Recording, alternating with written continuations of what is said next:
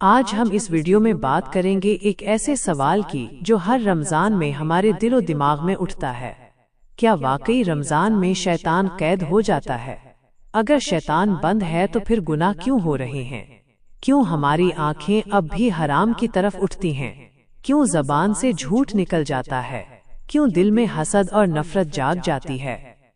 آئیے آج اس حقیقت کو جانتے ہیں اور اپنے دل سے پوچھتے ہیں کہ آخر مسئلہ کہاں ہے؟ کیا واقعی شیطان قید ہے یا ہم نے اپنے نفس کو آزاد چھوڑ رکھا ہے؟ اگر یہ بات دل کو لگی تو لائک، شیئر اور چینل کو سبسکرائب ضرور کریں تاکہ رمضان کی ہر یاد دلانے والی بات آپ تک پہنچے۔ ایک روحانی فضا اور حدیث نبوی صلی اللہ علیہ وسلم۔ اب ذرا تصور کریں، رمضان کی پہلی رات ہے، آسمان پر چاند نظر آ چکا ہے، مساجد آباد ہیں، تراویح کی آوازیں گونج رہی ہیں، ایک عجیب سی روحانی فضا ہے۔ اسی لمحے نبی کریم صلی اللہ علیہ وسلم کا فرمان ہمارے دل میں اترتا ہے، جب رمضان آتا ہے تو جنت کے دروازے کھول دیے جاتے ہیں، جہنم کے دروازے بند کر دیے جاتے ہیں اور شیاطین کو جکڑ دیا جاتا ہے۔ یہ حدیث ہمیں امید دیتی ہے، خوشخبری دیتی ہے، مگر ساتھ ہی ایک سوال بھی چھوڑ جاتی ہے۔ محدثین کی وضاحت اور نفس کا امتحان۔ کیا واقعی سارے شیطان قید ہو جاتے ہیں؟ محدثین نے اس کی وضاحت کی ہے کہ بڑے بڑے سرکش شیطان قید کیے جاتے ہیں، یعنی وہ جو انسان کو سخت گمراہی کی طرف دھکیلتے ہیں، لیکن انسان کے اندر جو نفس ہے وہ تو باقی رہتا ہے۔ قرآن ہمیں یاد دلاتا ہے کہ بے شک نفس برائی کا حکم دیتا ہے، مگر جس پر رب العالمین رحم فرمائے، یعنی شیطان کے ساتھ ساتھ ہمارا نفس بھی ایک امتحان ہے۔ اصل کمزوری کہاں ہے؟ ذرا سوچیں۔ اگر رمضان میں شیطان بند ہے تو یہ ہمارے لیے سنہری موقع ہے، جیسے کسی جنگ میں سب سے بڑا دشمن باندھ دیا جائے اور میدان صاف ہو جائے۔ اب اگر ہم پھر بھی ہار جائیں تو قصور کس کا ہوگا؟ یہی وہ لمحہ ہے جو دل کو ہلا دیتا ہے۔ رمضان ہمیں یہ دکھانے آتا ہے کہ اصل کمزوری کہاں ہے۔ اگر شیطان کی زنجیریں ہمیں گناہ سے نہیں روک پا رہے تو شاید مسئلہ ہمارے دل کی زنجیروں کا ہے۔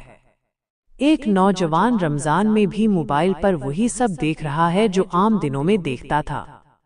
وہ کہتا ہے شیطان تو بند ہے، پھر میرا دل کیوں نہیں بدل رہا؟ جواب سادہ ہے، شیطان راستہ دکھاتا ہے، قدم تو ہم خود اٹھاتے ہیں۔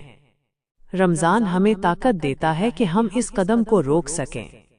یہ مہینہ تربیت کا مہینہ ہے، قرآن کا مہینہ ہے، توبہ کا مہینہ ہے۔ رمضان کا مقصد پرہیزگاری۔ قرآن کہتا ہے کہ ستارہ، اے ایمان والو، تم پر روزے فرض کیے گئے جیسے تم سے پہلے لوگوں پر فرض کیے گئے تھے تاکہ تم پرہیزگار بن جاؤ۔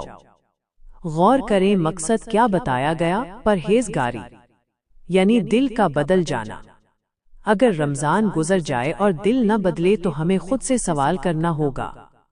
ذرا ایک اور منظر دیکھیں، سحری کا وقت ہے، ایک ماں اپنے بچوں کو جگا رہی ہے، ایک باپ وضو کر کے نماز کی تیاری کر رہا ہے، ایک نوجوان قرآن کھول کر بیٹھا ہے۔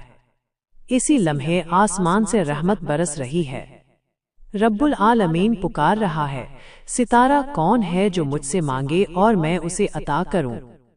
کون ہے جو مجھ سے مغفرت طلب کرے اور میں اسے بخش دوں؟ ایسے میں اگر ہم پھر بھی غفلت میں رہیں تو سوچیں نقصان کس کا ہے؟ وقت کی قدر اور آخری موقع۔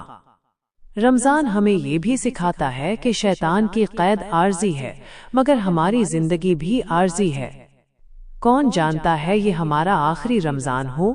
کتنے لوگ پچھلے سال ہمارے ساتھ تھے، آج وہ قبروں میں ہیں۔ وہ بھی سوچتے ہوں گے اگلا رمضان آئے گا، مگر ان کا وقت مکمل ہو گیا۔ کیا ہم نے کبھی سجدے میں جا کر رو کر کہا کہ ستارہ، اے رب العالمین، اگر یہ میرا آخری رمضان ہے تو مجھے معاف فرما دے ستارہ؟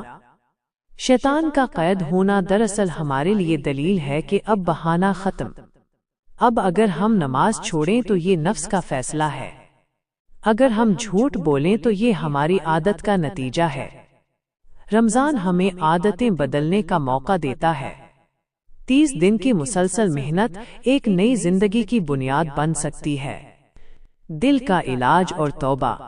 याद रखें, शैतान इंसान के दिल में वसवसा डालता है, मगर दिल का मालिक रब्बुल आलमीन है।